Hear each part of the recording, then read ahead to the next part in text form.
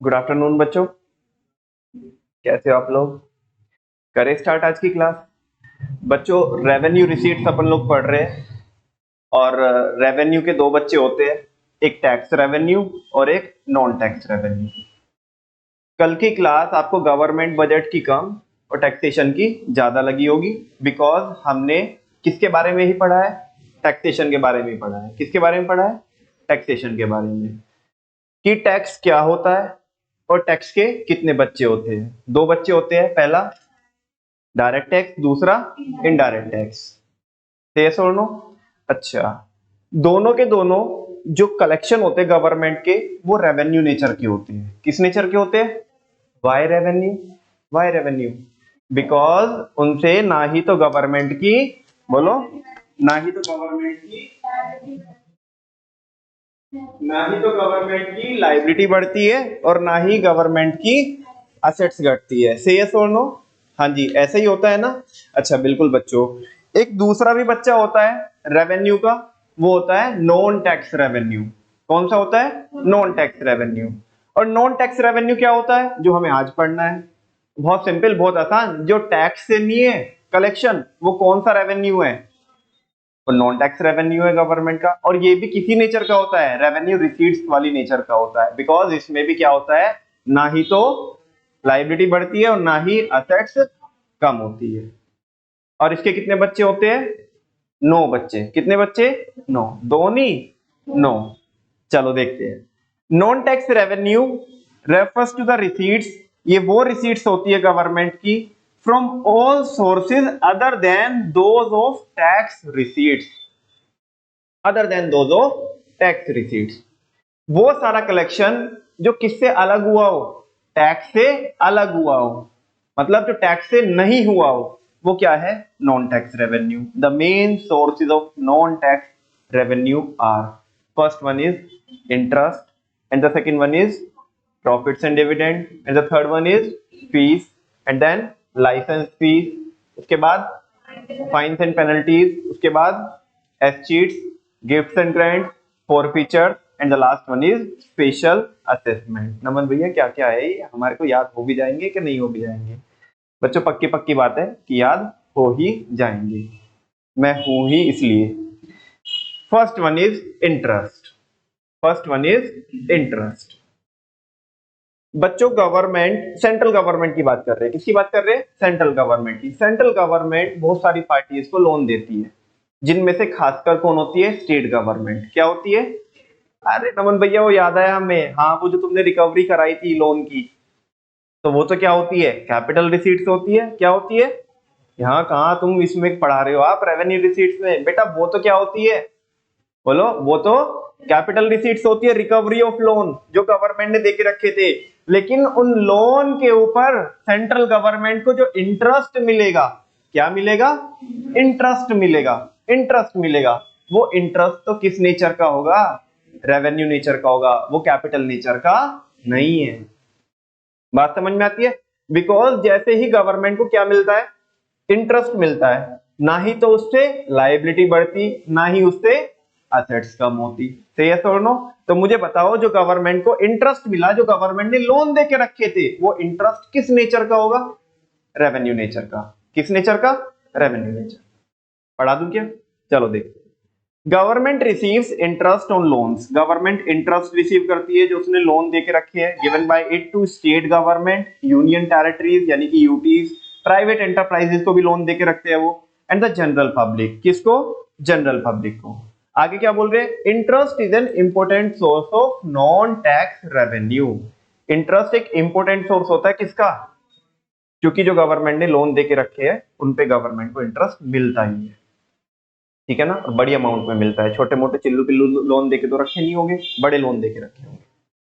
से यस और नो? एक बात। दूसरी अगर बात करें, तो बात करते हैं किसकी? प्रॉफिट्स एंड डिविडेंड्स की। किसकी बात करते हैं? Profits and dividend. हाँ जी, प्रॉफिट एंड डिविडेंड। बच्चों क्या होता है प्रॉफिट एंड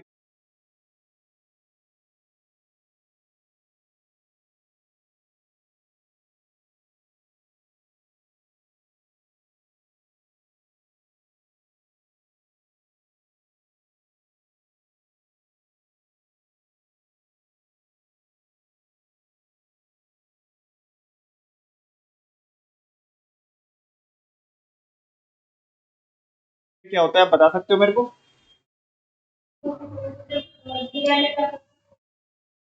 रेवेन्यू ज्यादा होता है और कॉस्ट कम होती है, तो जो गैप आता है वो किसका आता है? प्रॉफिट का आता है। Very good. तो डिविडेंड क्या होता है? जो शेयर्स पे जो रिटर्न मिलती है वो क्या होता है? डिविडेंड। इसका क्या मतलब यहाँ पे? मतलब है बच्चों, जब भी हमने इस चैप्टर की शुरुआत की थी तो हमने आपको ये बोला था कि गवर्नमेंट की खुद की भी अंडरटेकिंग होती है, और टू बी स्पेसिफिक होके अगर मैं बताऊं तो ये टॉपिक, ये कॉन्सेप्ट मैंने आपको बताया था किसमें? मैनेजमेंट ऑफ पब्लिक एंटरप्राइजेज में, कि एक तो गवर्नमेंट की खुद की क्या होती है? अंडरटेकिंग होती है, माने डिपार्टमेंट, और साथ में गवर्नमेंट कंपनीज भी होती है जिनके अंदर गवर्नमेंट ने क्या करके रखा होता है? इन्वेस्ट करके रखा होता है। क्या करके रखा होता है? इन्वेस्ट।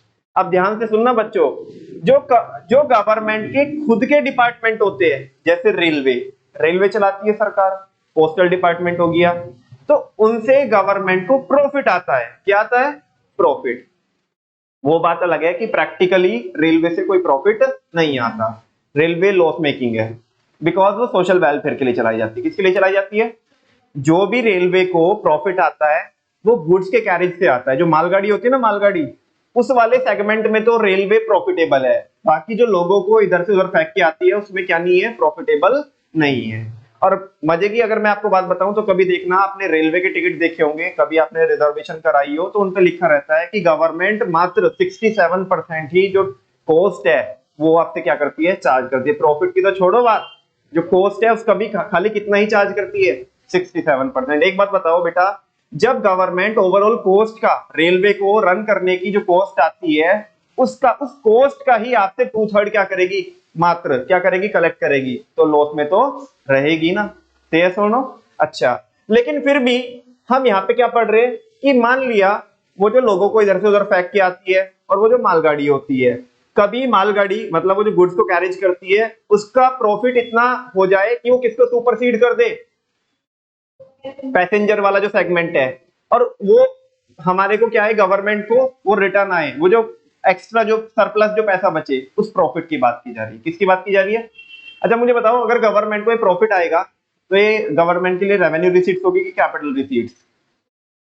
रेवेन्यू रिसीट्स, बिकॉज इससे ना ही तो लाइबिलिटी बढ़ेगी और ना ही असेट्स कम होगी। बात समझ में आती है? हाँ जी। क्या? वो तो ऐसी एसेट है जैसे जिसके ऊपर क्या लगेगा? प्रॉफिट। ऐसी एसेट है जिससे प्रॉफिट कमा रहे हैं, वो बात अलग है, हम उसकी बात ही नहीं कर रहे हैं। कि वो तो एक ऐसी एसेट है, रेलवे के जो वैगन है, जो बोगीज होती है, उसी की तो बात कर रहे हो आप, उन पर डेप्रिसिएशन लगता है, वो बात अलग है। हम तो किसकी बात कर रहे हैं? प्रॉफिट की बात कर रहे हैं। किसकी बात कर रहे हैं? प्रॉफिट की। कि गवर्नमेंट को वो जो प्रॉफिट आता है, क्या आता है? प्रॉफिट आता है। वो प्रॉफिट किस नेचर का है? कौन से टाइप की रिसीट है वो? Revenue receipt. कौन सी रिसीट है? Revenue receipt. इतनी बात समझ में आती है? तो फिर जो गवर्नमेंट कंपनी है उनसे भी तो प्रॉफिट ही आता होगा ना बेटा ना, उन पे आता है डिविडेंड।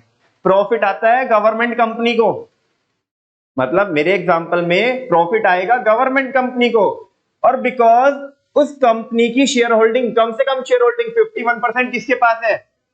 और शेयर होल्डर को शेयर्स के ऊपर क्या मिलता है? डिविडेंड। तो वहां पे कंपनी को, सॉरी गवर्नमेंट को प्रॉफिट नहीं आएगा, डिविडेंड मिलेगा। क्या मिलेगा बच्चों? डिविडेंड क्या होता है? Dividend is that part of profit, dividend is that part of profit which is distributed among share holder. Government company ने लेट सपोज 100 रुपए कमाए, कितने कमाए? उनने 60 रुपए किसमें डिस्ट्रीब्यूट कर दिए? डिविडेंड बोल करके शेयर होल्डर में। तो वो जो अमाउंट डिस्ट्रीब्यूट की गई उसी को क्या बोलते हैं? डिविडेंड बोलते हैं। क्या बोलते हैं? डिविडेंड। माने उस, वो जो 60 रुपए डिस्ट्रीब्यूट करे, 60 रुपए गवर्नमेंट कंपनी ने डिस्ट्रीब्यूट करे, और वो 30 लोगों को डिस्ट्रीब्यूट करे, मतलब 30 शेयर थे। कितने शेयर थे? 60 रुपए 30 लोगों को डिस्ट्रीब्यूट करे। तो बच्चों अकाउंटेंसी में एक टर्म होती है डीपीएस। क्या होती है? Dividend per share. क्या होती है?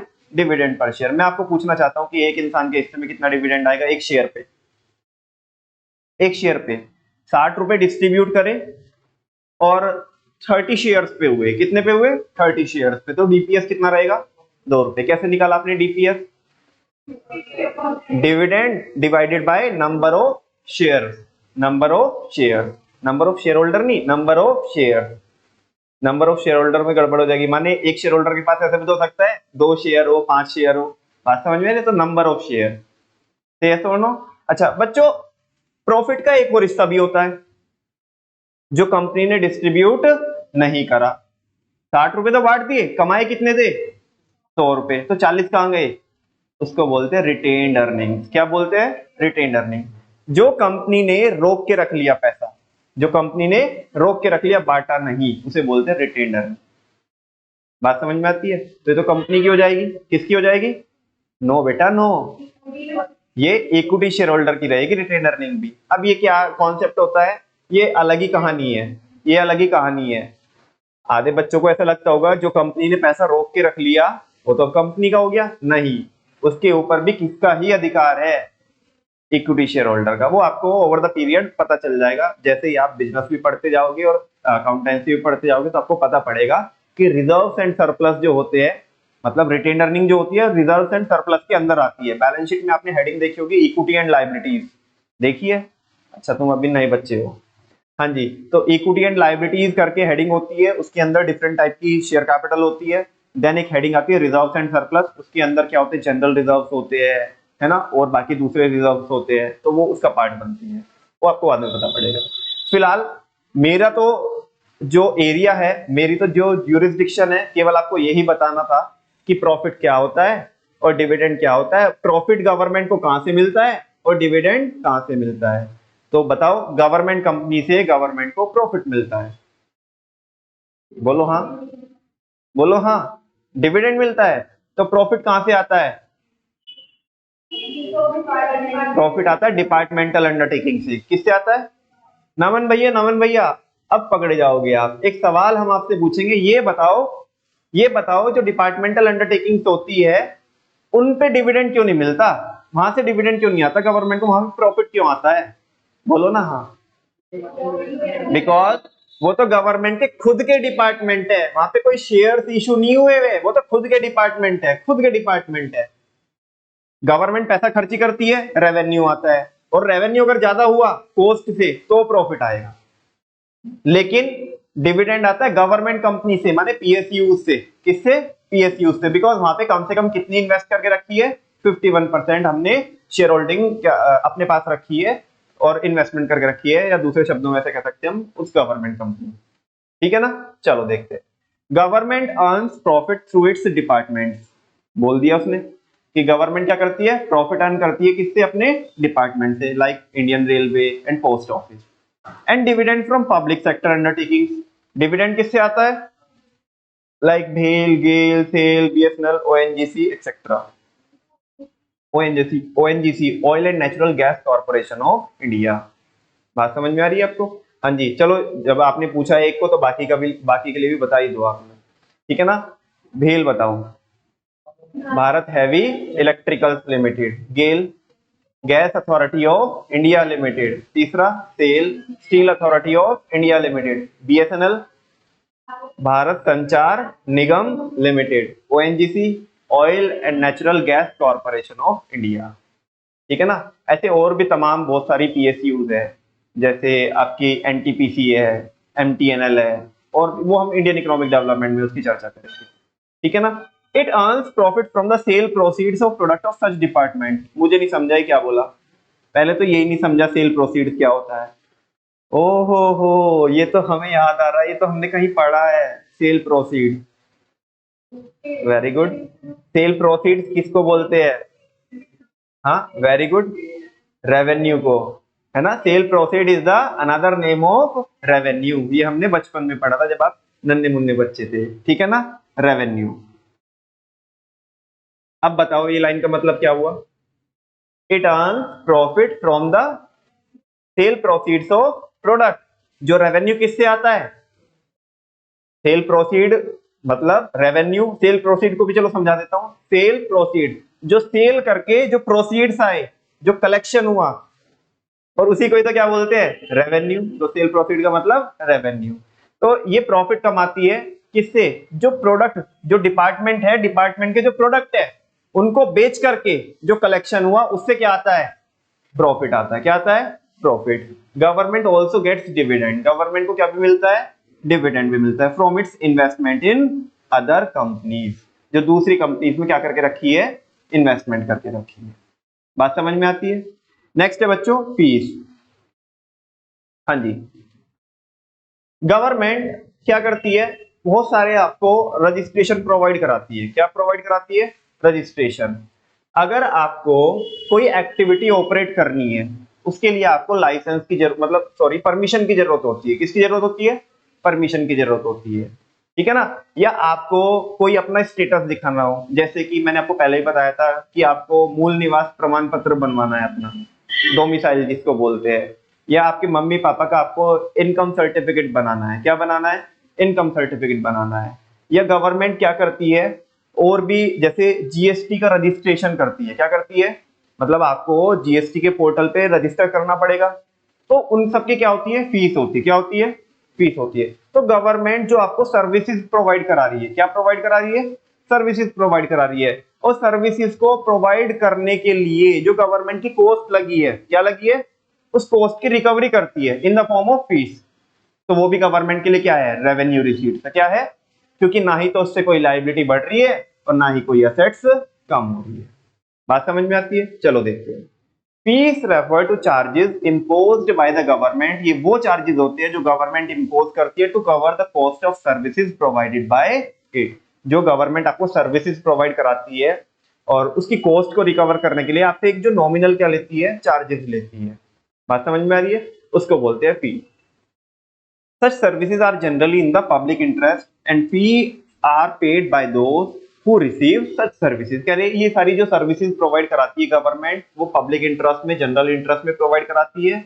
और ये फीस ली किससे जाती है, जो इन सर्विसेज को रिसीव करते हैं। जैसे कि एग्जाम्पल के तौर पे लिखा है, फॉर एग्जाम्पल कोर्ट फीस।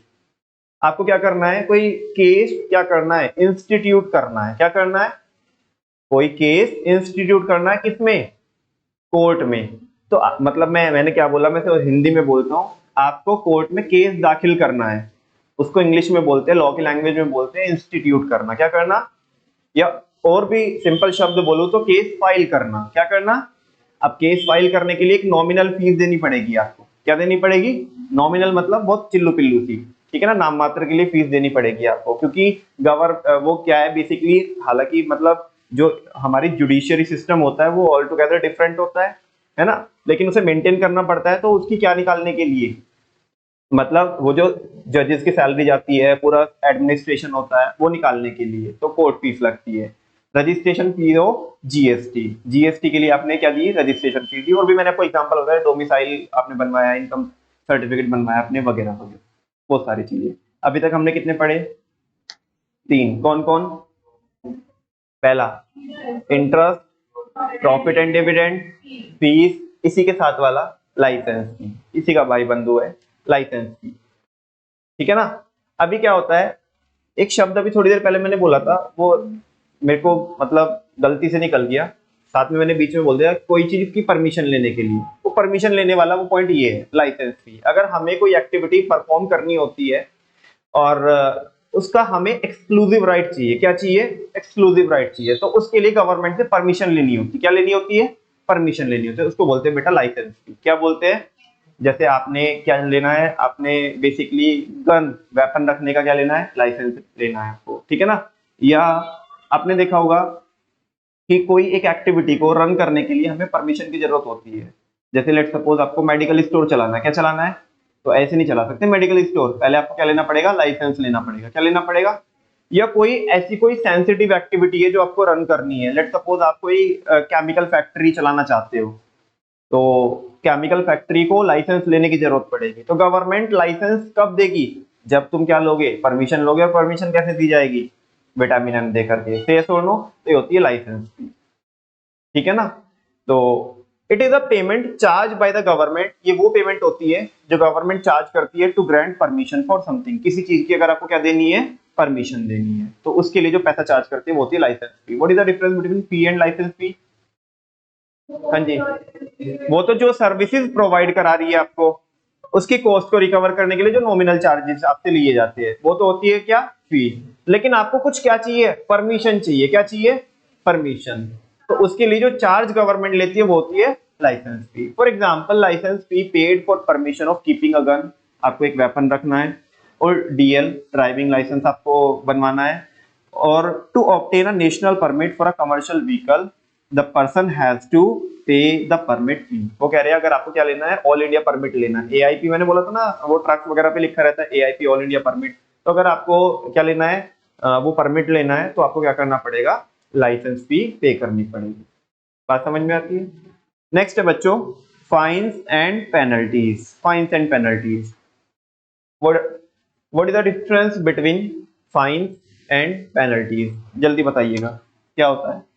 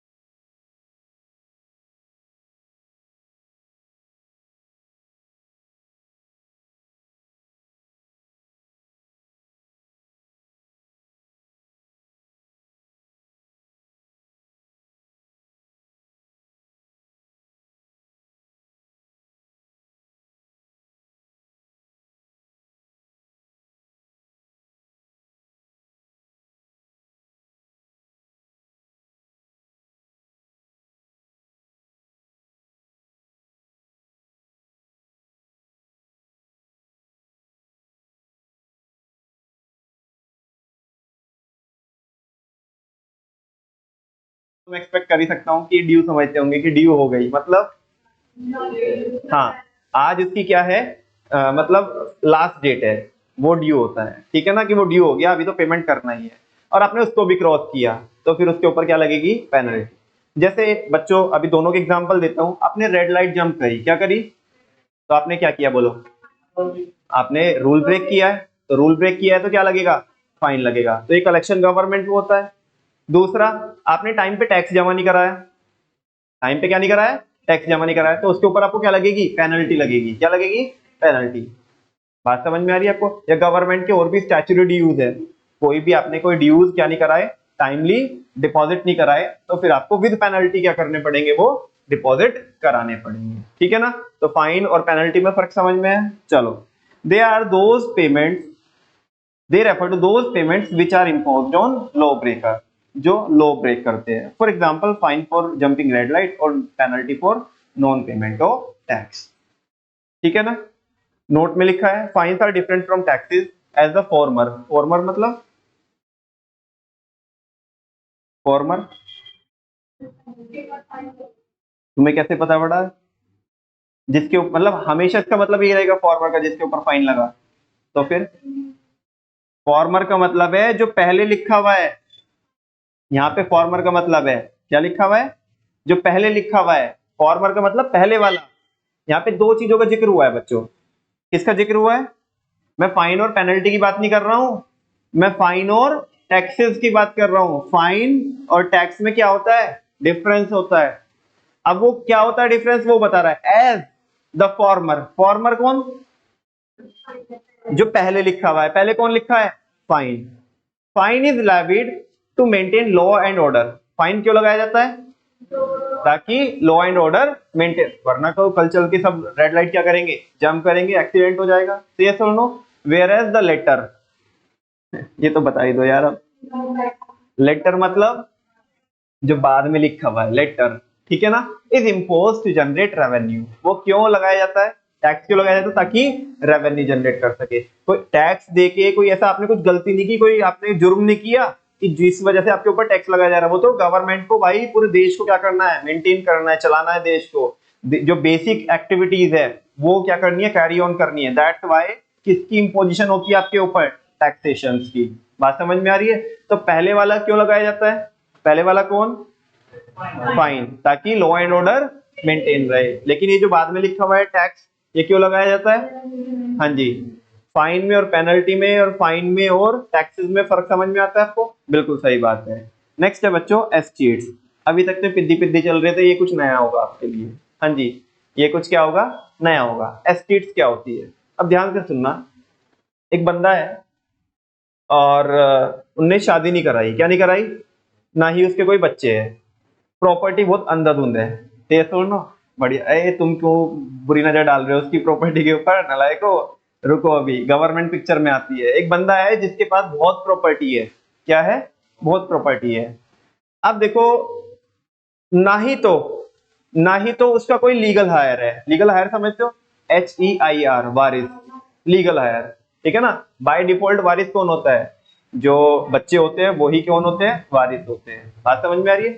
तो ना तो कोई वो है, उसका कोई वारिस नहीं है, ना ही उसने कोई विल लिखी। विल समझते हो? WILL, विल मतलब वसीयत। वो इंग्लिश ग्रामर वाला विल नहीं, विल माने वसीयत। ना ही तो उसने कोई वसीयत लिखी कि भाई मेरी प्रॉपर्टी इस इंस्टीट्यूशन को चली जानी चाहिए, मंदिर को चली जानी चाहिए, मस्जिद को चली जानी चाहिए। ना तो ऐसा लिखा, और ना ही कौन है उसका वारिस है। बात समझ में आती है? तो वो प्रॉपर्टी के ऊपर अधिकार किसका हो जाएगा? गवर्नमेंट का। किसका हो जाएगा? अब तुम मुझे बताओ, गवर्नमेंट को वो प्रॉपर्टी मिली, उसको बोलते हैं एस्टीट्स। क्या बोलते हैं? एस्टीट्स। गवर्नमेंट को वो प्रॉपर्टी मिली, ना ही तो गवर्नमेंट की लाइबिलिटी बढ़ी कल चल करके, ए मेरी ये प्रॉपर्टी गवर्नमेंट, हमारे को वापस करो। ऐसा तो नहीं है ना। कौन है बे? तू वारिस है उसका? नहीं है ना। उसने कोई बिल लिखी थी? नहीं लिखी थी ना। तो ये अपन की है, तो एक गवर्नमेंट की हो गई। ना तो कोई लाइबिलिटी बढ़ी और ना ही कोई एसेट्स। भाई देखो, सिंपल सच्ची सी बात है। तुम्हारे घर में मतलब कोई हीरे जवाहरात निकले या तुम्हारी प्रॉपर्टी है, वो तो है गवर्नमेंट की, अगर उसे कोई लेने वाले है। और तुम्हारे घर में गांजा निकला और वेपन निकले तो वो तुम्हारे हैं, तो पुलिस तुम्हारे को पकड़ के लेके जाएगी। समझ में? अफीम गांजा तुम्हारे घर में निकला तो तुम्हारा, और कुछ भी काम की चीज एसेट से निकली तो वो किसकी? गवर्नमेंट की। सिंपल। हाँ जी, एस्टेट समझ में आती है आपको क्या है? ये बात के मैंने ऐसे फनी वे में बताया आपको, just to create the interest. बाकी मुझे ये बताओ एस्टेट्स क्या होती है? वो प्रॉपर्टी। अच्छा, इसको एक एक अगर मेरे को सिंगल शब्द में बोलना हो तो अनक्लेम्ड प्रॉपर्टी बोल दूं ना? अनक्लेम्ड, जिसके ऊपर किसी का क्लेम। अच्छा, एक बात और समझते आनी चाहिए बच्चों आपको। अगर आप किसी प्रॉपर्टी के वारिस हो, मतलब आपके फोरफादर की प्रॉपर्टी, एंसेस्ट्रल प्रॉपर्टी आपको क्या हो रही है? ट्रांसफर हो रही है। क्या हो रही है? ट्रांसफर हो रही है। तो खाली असेट्स ट्रांसफर नहीं होती, लाइबिलिटीज भी ट्रांसफर होती है। ये बात आपको पता होगा अगर आपने हिंदू अनडिवाइडेड फैमिली बिजनेस पढ़ा होगा। ठीक है ना? लाइबिलिटीज भी क्या होती है? ट्रांसफर होती है। ठीक है ना?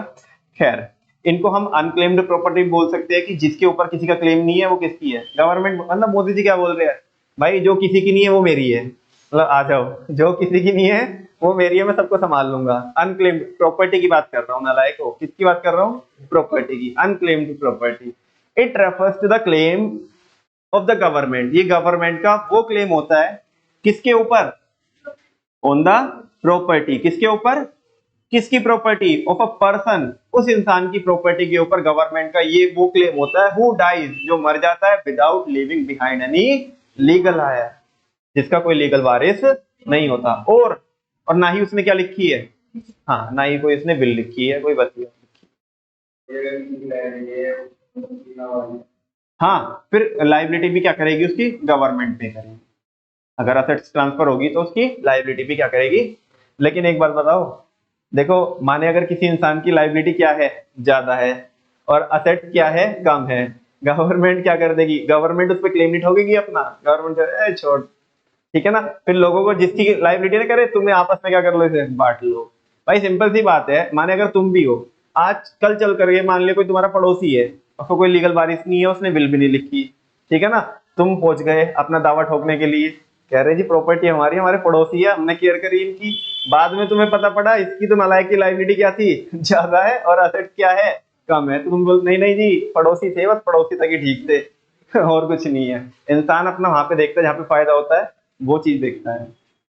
चलो, नेक्स्ट है बच्चों gifts and grants. Gifts and grants. पहला सवाल तो यही, what is the difference between gift and grant? बताओ जी। We don't have any idea about this. हाँ जी। मतलब कोई हमें देता है तो हम भी उसे देते हैं, तो अच्छा, गिफ्ट क्या होता है गिफ्ट? हाँ जी। और ग्रांट? बोलो। नहीं, पीछे, आगे, कोई तो होगा क्लास में जो बताएगा। नहीं, चलो तो सुनो। बच्चों जब भी गिफ्ट मिलते हैं, है ना, इतना तो एहसास तुम्हें होगा कि गिफ्ट क्या होते हैं। हाँ जी। लेकिन जब भी गिफ्ट मिलते हैं और कोई बंदा गिफ्ट देता है, तो उसके साथ कंडीशन अटैच नहीं होती। कंडीशन अटैच नहीं होती, subject to terms and condition. Gift वैसे नहीं होते, लेकिन ग्रांट्स कैसे होती है?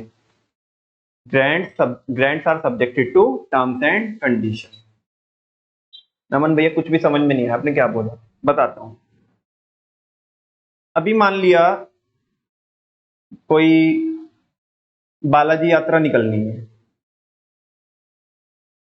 और भाई साहब आए और हमारी रसीद काट के गए, और ये कह के गए थे कि जी ये पैसा किस में लगेगा, बालाजी यात्रा में लगेगा। जा करके उन्होंने धर्मशाला में कमरा बनवा दिया उन पैसों का। This is not possible. Grant के साथ ऐसा नहीं होता। Grants are subjected to terms and condition.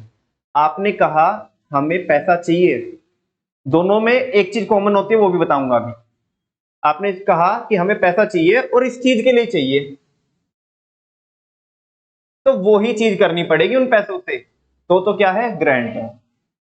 बात समझ में आ रही है? और जब भी आपको गिफ्ट मिलते हैं, तो गिफ्ट वाला ये तो कह के नहीं जाता कि भाई अगले महीने में उसका बर्थडे होगा, उसे मत दे दियो, ये तू ही रखियो अपने पास। ऐसे तो कोई टर्म्स एंड कंडीशन नहीं होती, तुम्हारी मर्जी। अब तुम्हारे पास गिफ्ट आया, चाहे तुम उसे यूज करो, चाहे वो किसी दूसरे को दो, दूसरा तीसरे को दे, समझा क्या? उसमें कोई टर्म्स एंड कंडीशन नहीं होती। बात समझ में आई ना? ग्रांट्स में टर्म्स एंड कंडीशन होती है। इसका रियल लाइफ एग्जांपल बताता हूँ। कोविड आया, गवर्नमेंट ने अपील की आम जनता से कि क्या दीजिएगा, ग्रांट दीजिएगा। उन्होंने एक स्पेशल टाइप का फंड बनाया, पीएम केयर फंड। हल्का फुल्का अगर याद हो आपको, है कुछ याद? नहीं। गवर्नमेंट ने एक फंड स्टैब्लिश किया, पीएम केयर फंड, और उस लोगों ने क्या किया, डोनेट किया उसमें, ताकि गवर्नमेंट क्या कर सके, जो लोग, जिन लोगों को बहुत सारी फैसिलिटीज कोविड के दौरान चाहिए थी, जो नीडी लोग थे, उनको वो सहायता, वो फैसिलिटीज प्रोवाइड कराई जा। बात समझ में आ रही है? गवर्नमेंट ने मान लिया वो पैसा क्या कर दिया, संसद भवन में लगा दिया। मैं ऐसा मतलब अपने मन से एग्जांपल दे रहा हूँ, मैं एलिगेशन नहीं लगा रहा हूँ, मैं अपने मन से बता रहा हूँ। मान लिया गवर्नमेंट ने वो पैसा किस में लगा दिया, पीएम केयर फंड का पैसा, हाँ, किसको, पार्लियामेंट को बनाने में लगा दिया।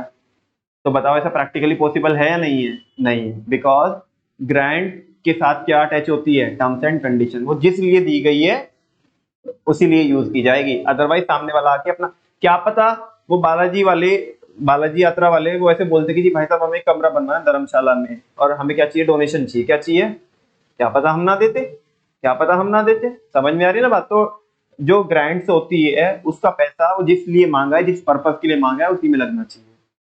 ऐसे स्टेट गवर्नमेंट को भी डोनेशंस मिलती है, हालांकि हम तो उनकी बात नहीं कर रहे स्टेट गवर्नमेंट की। जैसे अभी केरला में बाढ़ आ गई थी, उन्होंने क्या किया, उन्होंने डोनेशंस मंगाई लोगों से, तो वो उसी पर्पज में यूज करनी पड़ेगी। बात समझ में आ रही ना? अदरवाइज पर्पज में यूज नहीं कर सकते। लेकिन अगर हम गवर्नमेंट को गिफ्ट देकर के आए, तो फिर गवर्नमेंट ने वो पैसा कहीं पे भी लगाए, हम, हमारा कोई अधिकार नहीं है कहने का, उसके साथ टर्म्स एंड कंडीशन नहीं चलती। गवर्नमेंट जो गिफ्ट के तौर पे जो पैसा मिला है, वट एवर कुछ भी चीज मिली है, वो कहीं पे भी यूज करे, उस पर हमारा कोई कहने का अधिकार नहीं है। हाँ जी। ग्रांट से लाइबिलिटी इंक्रीज होती है। ग्रांट का दूसरा नाम बताऊं तो डोनेशन। आप कुछ पैसा डोनेट करके जाए मेरे को, मान लिया मेरे को, मैं ही गवर्नमेंट हूं, मेरे को डोनेट करके जाए, तो मेरी लाइबिलिटी कैसे इंक्रीज होगी, आप बताइए। उसी काम में लगाना है, उसी काम में लगाना है, ये पर्पस है, पर्पस, पर्पस, ये लाइबिलिटी नहीं है। लाइबिलिटी का मतलब होता है फ्यूचर ऑब्लिगेशन। क्या होता है? Future obligation. उन्होंने पर्पस बताया मैं आके तुम्हारे से पैसा मांगू, इस पर्पस के लिए पैसा चाहिए, तो ठीक है यूज कर लो तुम उस पर्पस में। मेरी लायबिलिटी कहाँ क्रिएट हुई कि मेरे को आपको, लायबिलिटी का मतलब है कि पैसा चुकाना है, वो तो कोई लायबिलिटी नहीं है ना। अभी मैं थोड़ी देर पहले बोल रहा था कि मैं आपको गिफ्ट्स एंड ग्रांट में दोनों एक कॉमन चीज भी बताता हूँ कि कॉमन चीज क्या है। दोनों में कॉमन चीज ये है कि दोनों वन साइडेड ट्रांसफर है। क्या है, क्या है? One sided transfer. One sided transfer मतलब एक तरफा। गिफ्ट दे करके उधर ही खड़े हो जाओ, देना रिटर्न गिफ्ट, ऐसे नहीं होता। वन साइडेड ट्रांसफर है गिफ्ट। ग्रांट या डोनेशन वन साइडेड ट्रांसफर है। ऐसा नहीं है कि तुम हमें कुछ सर्विस दोगे तो हम तुम्हें डोनेशन देंगे, नहीं नहीं नहीं, वैसा नहीं होता। और वन साइडेड ट्रांसफर को क्या बोलते हैं टेक्निकली, थोड़ा मैं आपको ऊपर ऊपर अभी ना थोड़ा गहराइयों तक लेके जाऊंगा, ठीक है। अब जैसे नेशनल इनकम में अनरेक्यूटेड ट्रांसफर, यूनिलेटरल ट्रांसफर, इस तरीके के वर्ड यूज होते हैं, बच्चा पहले ही फैल जाता है यार पता नहीं एकदम से कैसे आया है। अब तुम भी देखो, मेरे पास शक की निगाहों से देख रहे हो कि ये है क्या। ये कुछ नहीं है बेटा, जो वन साइडेड ट्रांसफर होते हैं ना उनके ही सिनोनियम बोलता हूं अभी। वन साइडेड ट्रांसफर को यूनिलेटरल ट्रांसफर बोला जाता है। क्या बोला जाता है? Unilateral transfer. यूनिलेटरल नाम से डिफाइंड है, as the name suggest, unilateral, uni मतलब जिसकी एक साइड हो, यूनिलेटरल जैसे एक बाइलेटरल होता है, बाइलेटरल मतलब दो तरफा, यूनिलेटरल एक तरफा, वन साइडेड ट्रांसफर। इसको अनरेक्यूटेड ट्रांसफर भी बोलते हैं। क्या बोलते हैं? Unrequited transfer. अनरेक्यूटेड ट्रांसफर क्यों? अनरेक्यूटेड का मतलब होता है, किसी को पता है अनरेक्यूटेड? चलो एक एग्जांपल से थोड़ा कोशिश करना, ओपन योर माइंड। मैं एक स्टेटमेंट बोलता हूं और अनरेक्यूटेड का मीनिंग फाइंड आउट करने की कोशिश करना। And the statement is unrequited love of mother. रुको रुको रुको रुको, वो तो होशियार हो। हाँ जी, चलो पहले मसूद बता।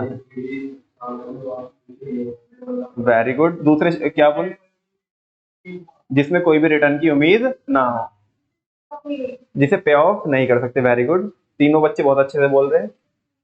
जिसकी कोई कॉस्ट नहीं है। Very good. एक्सपेक्टेशन नहीं है। Very good. वो वापस नहीं कर सकते, मतलब जिसमें कोई स्वार्थ ना हो, जिसमें कोई हमारी सेल्फिशनेस ना हो, कोई इंटरेस्ट ना हो। तो अनरेक्यूटेड लव ऑफ मदर, माँ प्यार करती है तो बदले में कोई चाहत नहीं होती कि ये भी मेरे को चुकाएगा कुछ ऐसा। तो अभी देखो अनरेक्यूटेड ट्रांसफर, मैं कह रहा हूं कि जो यूनिलेटरल ट्रांसफर होते हैं जैसे कि गिफ्ट्स एंड ग्रांट्स उसका एग्जांपल है, तो उसे अनरेक्यूटेड क्यों बोल रहे हैं? गिफ्ट के बदले में कोई चाहत नहीं है। वो बात अलग है कि आजकल का थोड़ा जो है टाइम है वो अलग है, ठीक है ना, वो प्रैक्टिकली वो बात अलग है। तो ग्रांट के एक्सपेक्टेशन में भी हमें कुछ चाहिए नहीं होता कि हम आपको ग्रांट दे रहे तो हाँ आप हमें ये दोगे, ठीक है ना, दैट्स वाई वो अनरेक्यूटेड ट्रांसफर होते हैं, ठीक है। तो मैंने आज बच्चों आपको ये डिफरेंट डिफरेंट चैप्टर्स में, जैसे अगले वाला चैप्टर आएगा फॉरेन एक्सचेंज, उसमें भी काम में आएगा, नेशनल इनकम में काम में आएगा। तो वो चीजें, वो फंडामेंटल्स मैं आपके इसी चैप्टर में बिल्ड कर रहा हूँ। जल्दी से बोलो गिफ्ट्स एंड ग्रांट्स क्या होते हैं, उनमें कॉमन चीज क्या होती है कि दोनों वन साइडेड ट्रांसफर होते हैं। और वन साइडेड के दूसरे नाम बताओ?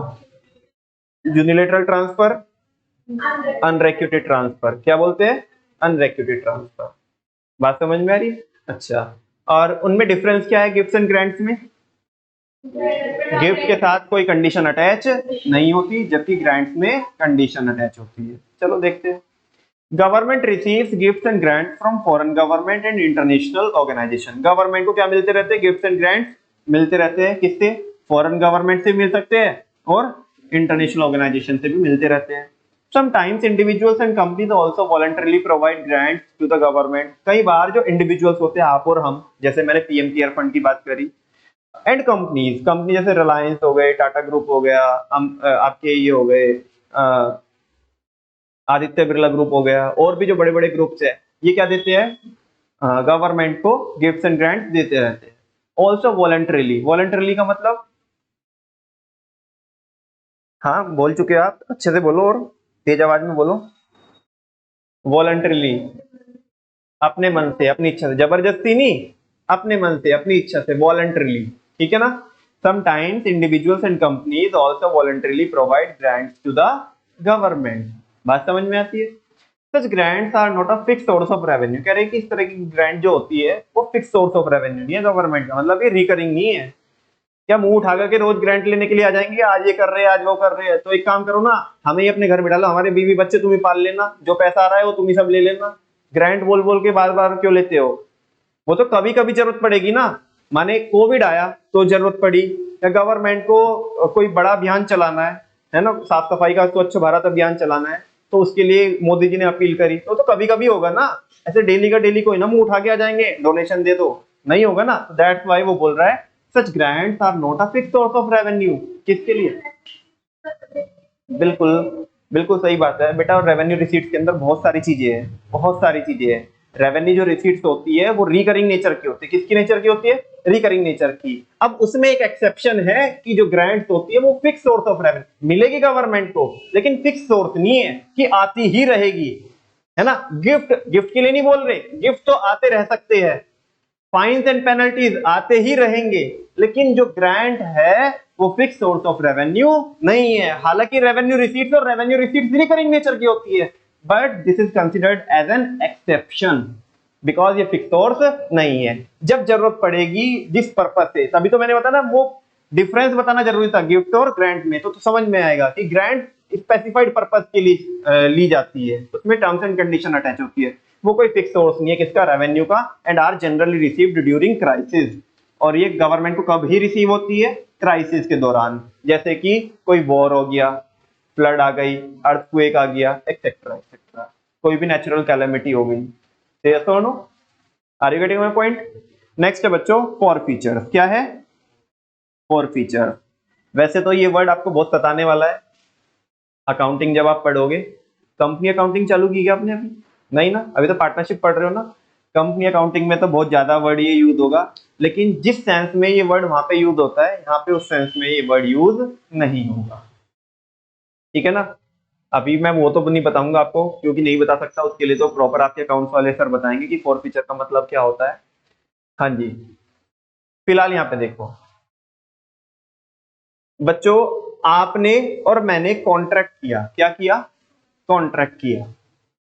क्या किया बोलो? कॉन्ट्रैक्ट। बात समझ में आती है? और उस कॉन्ट्रैक्ट में एक परफॉर्मेंस मुझे देनी है और एक परफॉर्मेंस आपको देनी है। मतलब एक कंसिडरेशन मैं दूंगा और एक कंसिडरेशन आप दोगे। कंसिडरेशन का मतलब होता है बच्चों समथिंग इन रिटर्न। क्या होता है? समथिंग इन रिटर्न, बदले में कुछ। आप मेरे को एक मॉनेटरी बेनिफिट अवेल कराओगे, बेनिफिट भी नहीं बोल सकते कि मॉनेटरी अमाउंट बोलेंगे, कि मॉनेटरी अमाउंट दोगे आप मुझे, तो मेरी सर्विसेज के लिए जो मैं सर्विसेज दे रहा हूं आपको, वो मेरे लिए क्या है? कंसिडरेशन है। क्या है?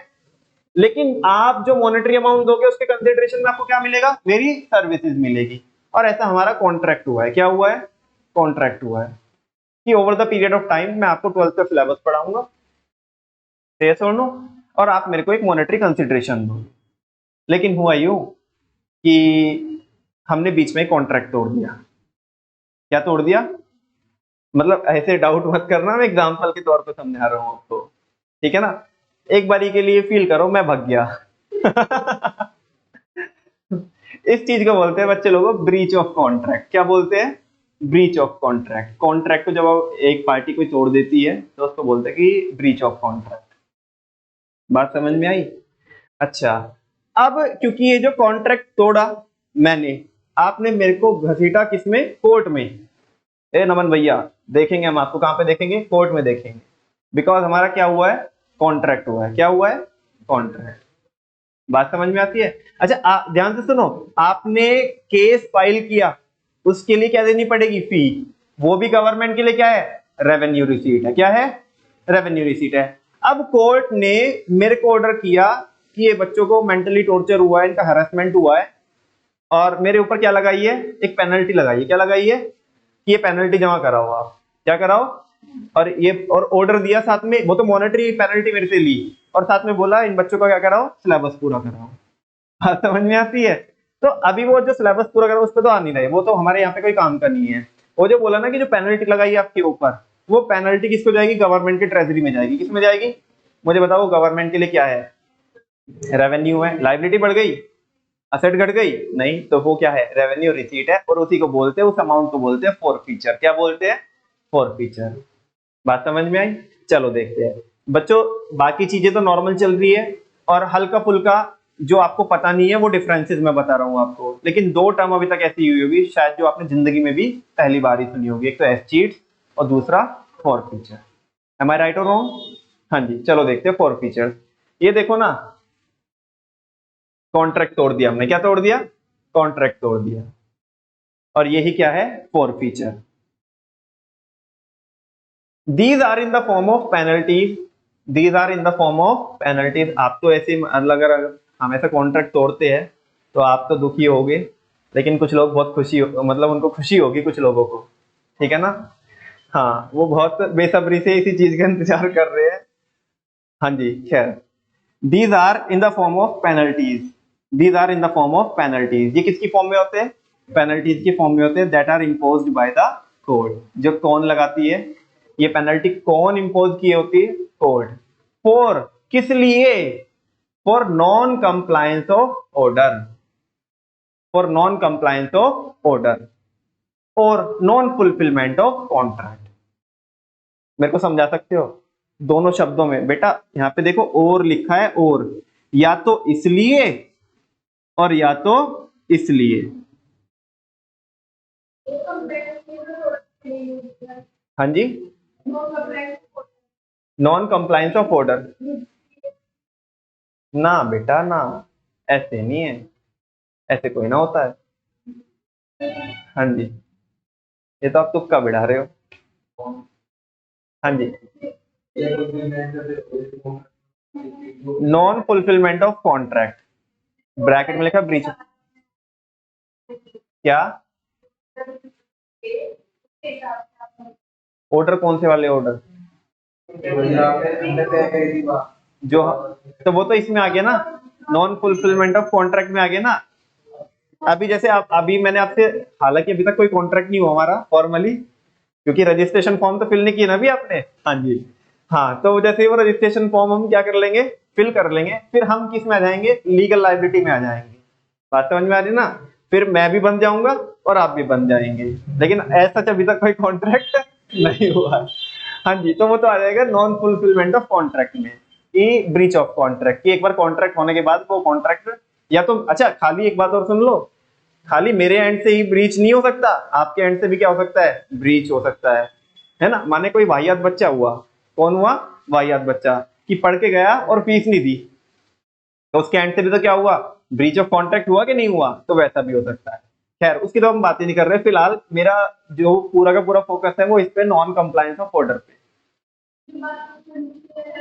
तो वो तो बेटा उसमें आया ना, वंस अगेन आप वही बात रिपीट कर रहे हो, नॉन फुलफिलमेंट ऑफ कॉन्ट्रैक्ट में आएगा। ध्यान से समझो। चलो, आप परेशान से हो रहे हो, इतना परेशानी में देखा नहीं जाता आपको।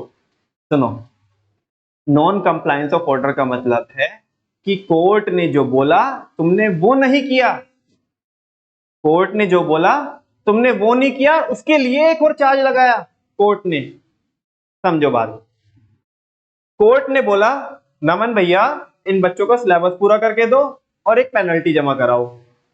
बात समझ में आ रही है? बिकॉज तुमने मेंटली क्या किया है? हैरेसमेंट किया है। किसका? बच्चों का। उनको थोड़ा क्या हुआ है? दिक्कत हुई है।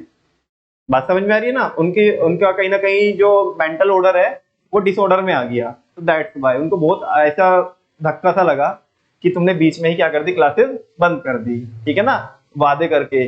बात समझ में आ रही? तो वो तो हुआ नॉन फुलफिलमेंट ऑफ कॉन्ट्रैक्ट, उसके लिए पेनल्टी लगाई। और साथ में कोर्ट ने बोला कि चलो इनका क्या कराओ?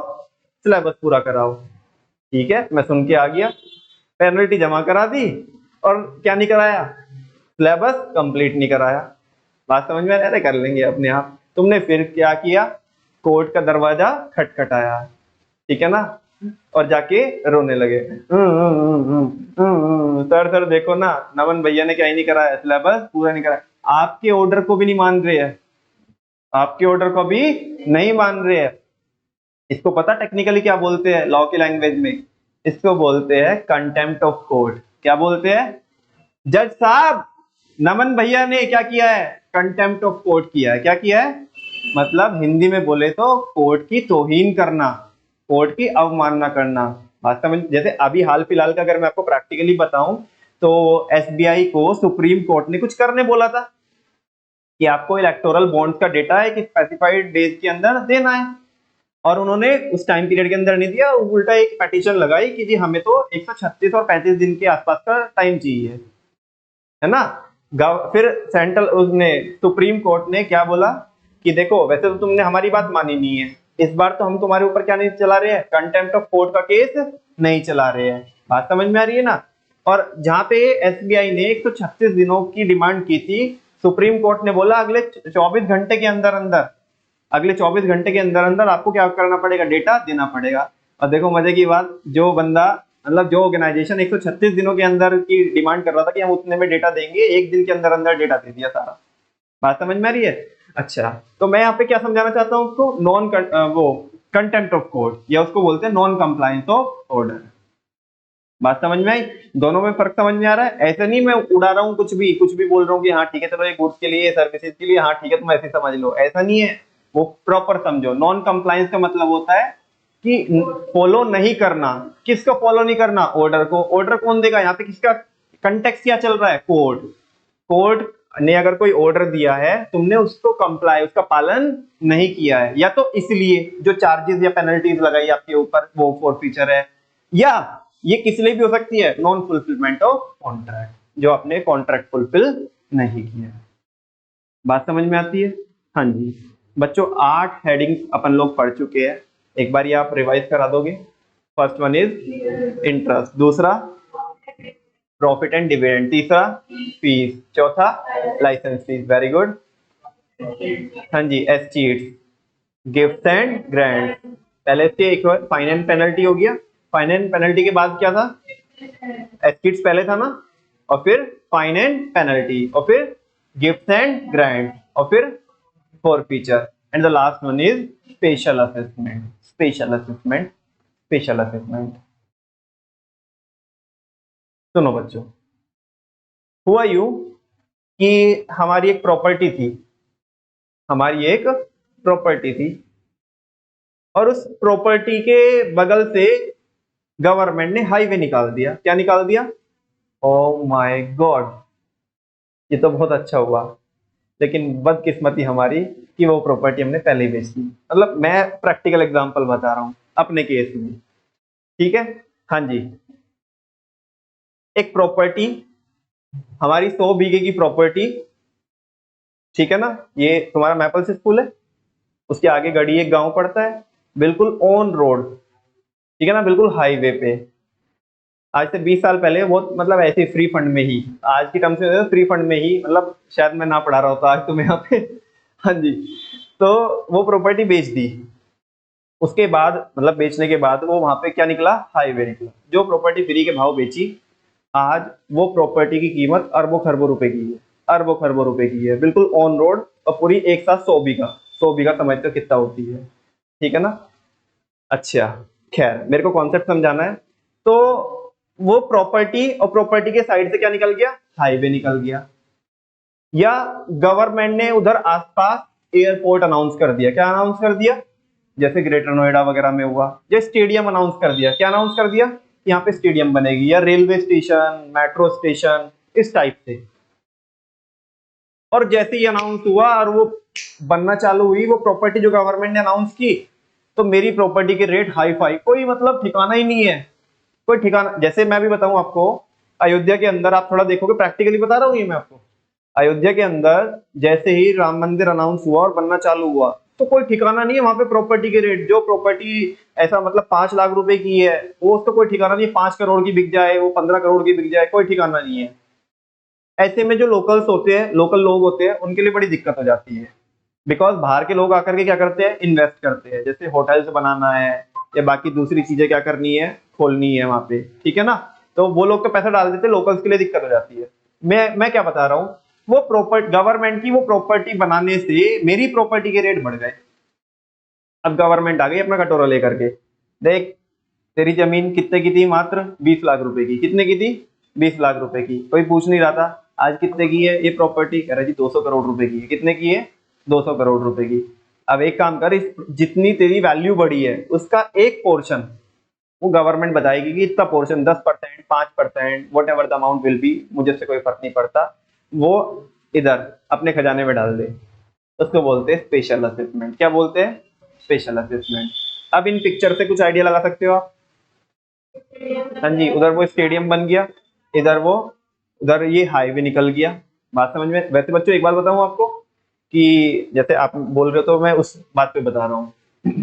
हाईवे बनता है, हाईवे बनता है, मेरा इस पिक्चर में मकसद इस हाईवे से है, ठीक है ना। हाईवे बनता है तो प्रॉपर्टी के रेट बढ़ते हैं, और एक बात बता दूं, फ्लाईओवर बनता है तो प्रॉपर्टी के रेट गिरते हैं। नहीं समझा आपको मैंने क्या बोला? नहीं समझा? ऐसा क्यों होता है? देखो अभी मैं इसका प्रैक्टिकल और एग्जांपल बताता हूँ आपको, क्योंकि मैं जितनी भी चीजें बता रहा हूँ आपको, मैं वो बिल्कुल प्रैक्टिकल एग्जांपल साथ में देकर के बता रहा हूँ, ताकि आपको चीजें ज्यादा समझ में आए। आप थोड़ा बाहर निकलोगे, बाएं वाला जाओगे, बाएं वाला पे फ्लाईओवर है, कोई प्रॉब्लम नहीं है। उसके बाद एक गांव पड़ता है बिटावदा, बिल्कुल बगल में, उधर भी फ्लाईओवर बनने वाला था। गांव वालों ने क्यों उसका ऐसा अपोजिशन किया, उसका विरोध क्यों किया, उसके लिए प्रोटेस्ट क्यों किए? वहां पे फ्लाईओवर बनना था। वो फ्लाईओवर गवर्नमेंट इसलिए बना रही थी क्योंकि गांव है, और जो ट्रैफिक होता है बहुत ज्यादा होता है, स्पीड तेज होती है, जितने भी व्हीकल्स होते हैं, तो कहीं हादसा ना हो जाए, तो दैट्स वाई ऊपर के ऊपर जो जितने भी व्हीकल्स है वो निकल जाएंगे, नीचे गांव सही रहेगा, ठीक है। लोग मतलब वहां पे सेफ्टी को इंश्योर करने के पर्पज से। लेकिन गांव वाले नहीं मान रहे, कह रहे जी हाईवे नहीं बनने देंगे। गांव वाले नहीं मान रहे, खासकर कौन नहीं मान रहे? जिनकी प्रॉपर्टी बिल्कुल बगल में है, रोड पे है, वो नहीं मान रहे, कह रहे जी बनने नहीं देंगे हम। बंद हो गया वो हाईवे, बस सॉरी हाईवे बोल रहा हूँ, फ्लाईओवर, ठीक है ना। तो क्यों? बिकॉज जैसे ही तुमने देखा होगा बच्चों, फ्लाईओवर बनता है तो फ्लाईओवर के नीचे पूरा उजाड़ हो जाता है। वो खोखे वाले चाय और वो गुटखे की दुकान खोल लेंगे छोटी छोटी, ठीक है ना। लोग कुछ भी अनडिजायरेबल एक्टिविटी करके जाते हैं। और सारी जितनी भी, जो जैसे थोड़ा और मैं बताऊं और इसका बड़ा सा एग्जांपल दूं, कभी देवबंद जाना आप, अगर आप देवबंद गए हो तो, देवबंद में एक टाइम पे मतलब जो ये रहता था कि पूरी मार्केट में पूरी रौनक रहती थी, अब वो रौनक नहीं है। क्योंकि देवबंद के आगे गवर्नमेंट पूरे के पूरे देवबंद में वो 4-5 किलोमीटर लंबा पूरा फ्लाईओवर बनाया, जिससे कि वो बाहर के बाहर जितने भी व्हीकल्स है हाईवे पे, वो बाहर के बाहर निकल, ऊपर के ऊपर निकल जाते हैं। उनके कभी नीचे जाके देखना प्रॉपर्टी के रेट क्या रहेगा, ये बिल्कुल आधे भी है, मतलब कोई लेने के लिए तैयार नहीं है उनकी प्रॉपर्टी को। दैट्स वाई बच्चों ऐसा होता है कि फ्लाईओवर बनते हैं तो प्रॉपर्टी के रेट क्या होते हैं, कम होते हैं। हाईवे जाता है तो प्रॉपर्टी के रेट बढ़ते हैं, ठीक है ना। खैर स्पेशल असेसमेंट देख लेते हैं, एक बार पढ़ के देखोगे अपने मन से? चलो जी पढ़ो।